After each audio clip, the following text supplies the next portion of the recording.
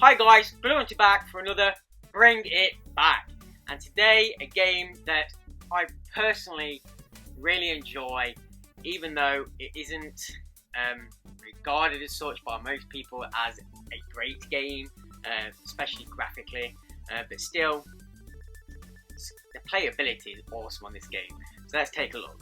So we're going to be looking at the Tenchu series. So, starting off in 1998, we had Tenchu Stealth Assassins on the PS1. Now this came out just before Metal Gear Solid, which was obviously a massive stealth title, kind of pipped it to the post. And it's before like stealth games were really a thing, if you like. There was kind of stealth games, but these games really pushed the genre into becoming a thing, if you like. It popularised it a lot. People craved for it. We then had like the Splinter Cell games, and it really started to take off. But Tenchu is where it's at, personally. Great game, massive series. Sorry about the glare, guys, sun and all that. But yeah, so we had Tenchu 1. It's like this, and it starts off with the story of two assassins: Rikimaru, the main guy who has a singular katana sword or ninja sword, and Ayami, the kind of ninja girl with twin daggers. So you do missions around feudal Japan. Obviously your object is to usually assassinate a particular guy, or protect somebody going through a village, or find out, rescue innocent survivors or people who have been kidnapped. Things like that. You got a host of weapons on you, so as well as your sword, you got things like your smoke bombs, you got caltrops you can drop to stop enemies chasing you, coloured rice, so if you get lost in the level you can put one down and mark your surroundings, that kind of thing. You got obviously throwing stars, throwing daggers, health potions if you get injured, and just loads of stuff you can use to take down your opponents, take down regular enemies, of which there are quite a few in the games, all with varying weapons, from archers with bows, your swordsmen, and people with claws, tiger claws, that kind of stuff.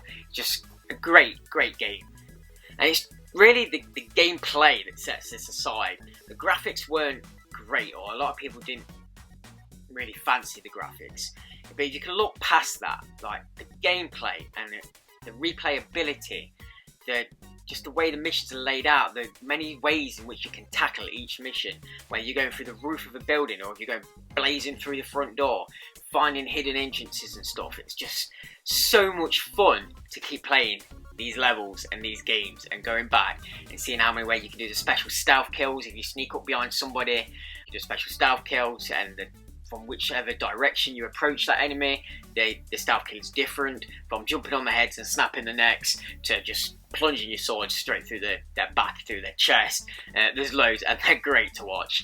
So you've got a little meter in the bottom corner that symbolises how far away you are from enemies, a little triangle, yellow triangle with the exclamation mark if they can see you but they don't see you as a threat yet, all the way up to the, I think it's a exclamation mark and a question mark, and it's flashing red, which means they've seen you, they're going to attack you, and then you either run away and hide, hope they don't find you and get back to their usual routes, or you can stand and fight and try and take them down that way.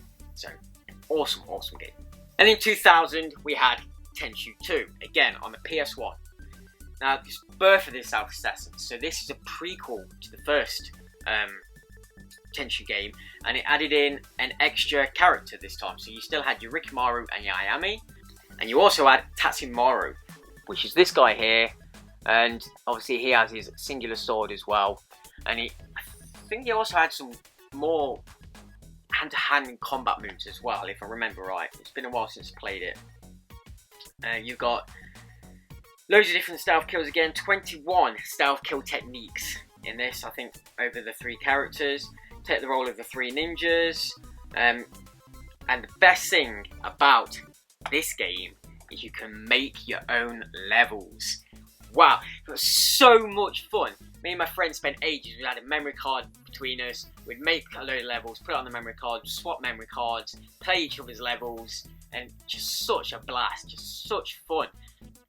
You can make levels from finding scrolls to assassinating a guy, finding something, or just however you want. And the things that you can put in the levels are just fantastic. We made some crazy, incredible levels.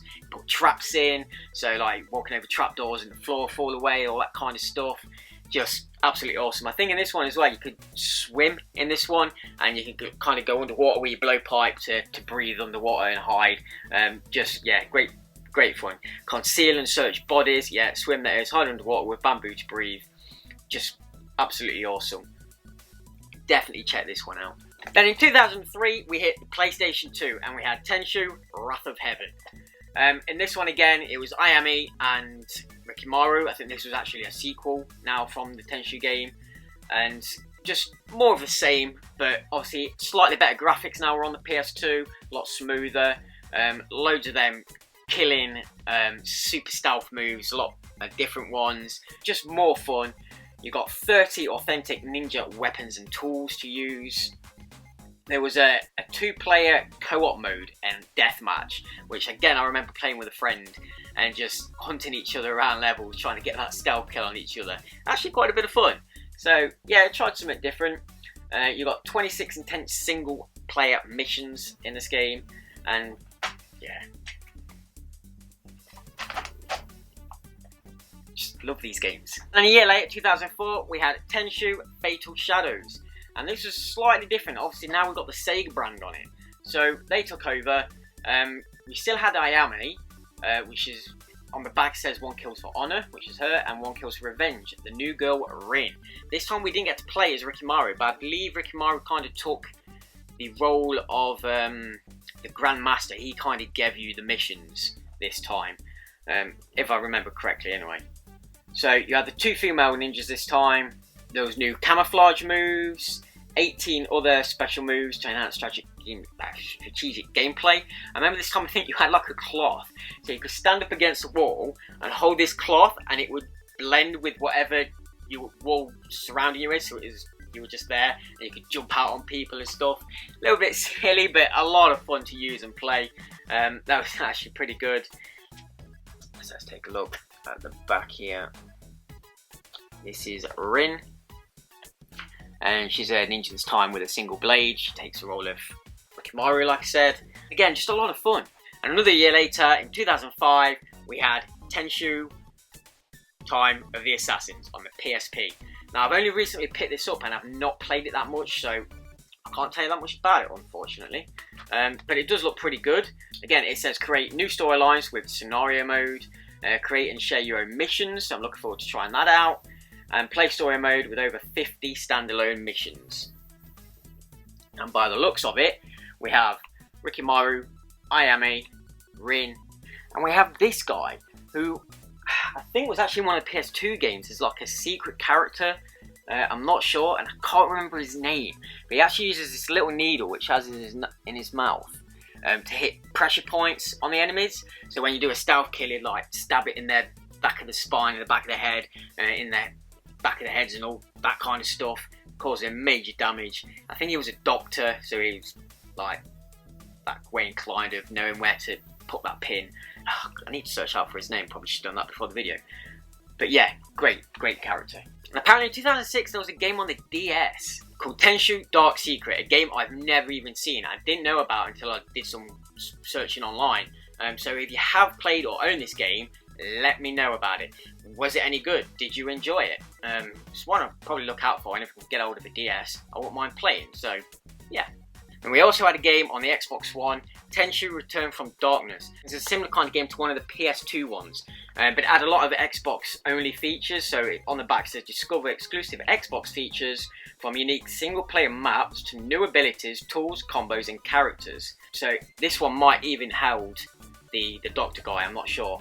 Again, this is one I recently picked up and haven't played all the way through yet, so I'm not quite sure. But we've got massive new daring stealth attacks in 11 breathtaking levels, using over 20 authentic ninja tools and weapons. Take on enemies with a friend in co-op mode, or go head-to-head in death matches online via Xbox Live. Obviously can no longer do that, but yeah, it's a shame. There we are. And in 2006, we hit the Xbox 360 with Tenchu Z. Now, I remember this game coming out because at the time I was living in Germany, and there was a guy I used to talk to about and play with the Tenchu games quite a bit.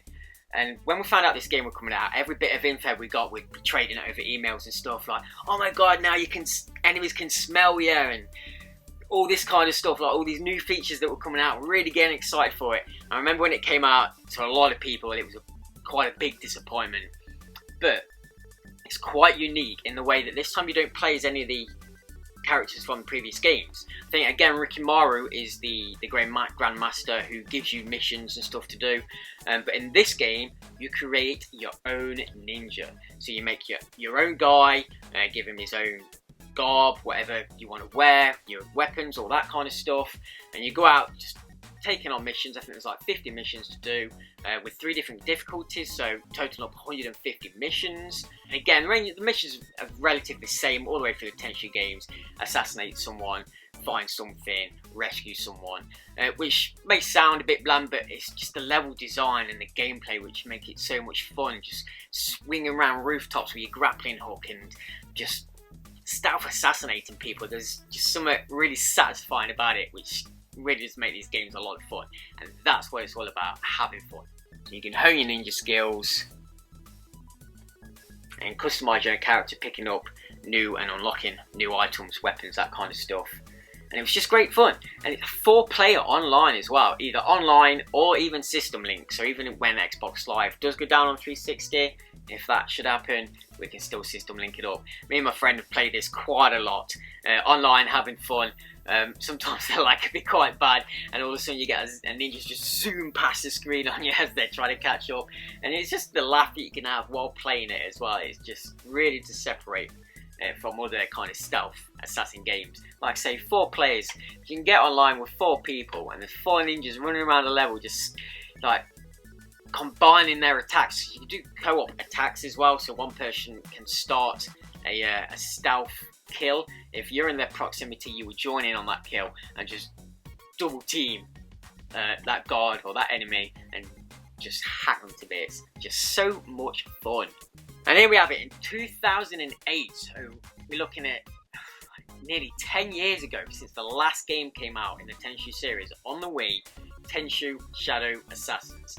Again, another title I've only recently picked up and not really played yet. I've only kind of started the first level to try it out. Obviously using the motion controls and that kind of stuff to fight. It looks like you play as Rikimaru again. It says on the back, play alternative Rikimaru and Ayame, so the main 2 ninjas again. So you can use your environment as camouflage and all that kind of stuff again. Like I say, I've not played it too much yet, but looking forward to getting into it and using the Wii remote to obviously slash with your sword, look around, that kind of stuff. So a series that spanned nearly 20 years. 20 years since the first game. Not only do I feel old, but that's crazy to just think where that time's gone. And nearly 10 years since we had a Tenchu game. We need another one. We need to bring this back. I would love a Tenchu game on the new generation, on Xbox One, PS4, with some really good, decent graphics to complement its gameplay and its just playability.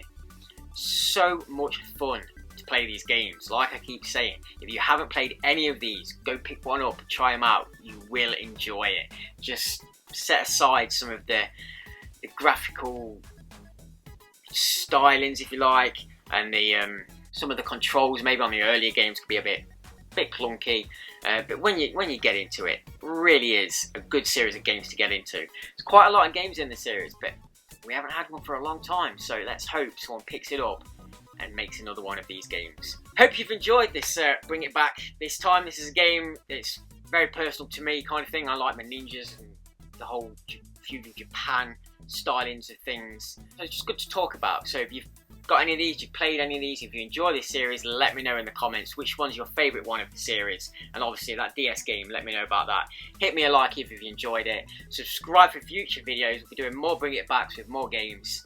And thanks a lot for watching, guys. It does mean a lot. Thanks to everybody who subscribed as well. Like, we're really getting up there now. So cheers for that, guys. And we'll see you in the next one.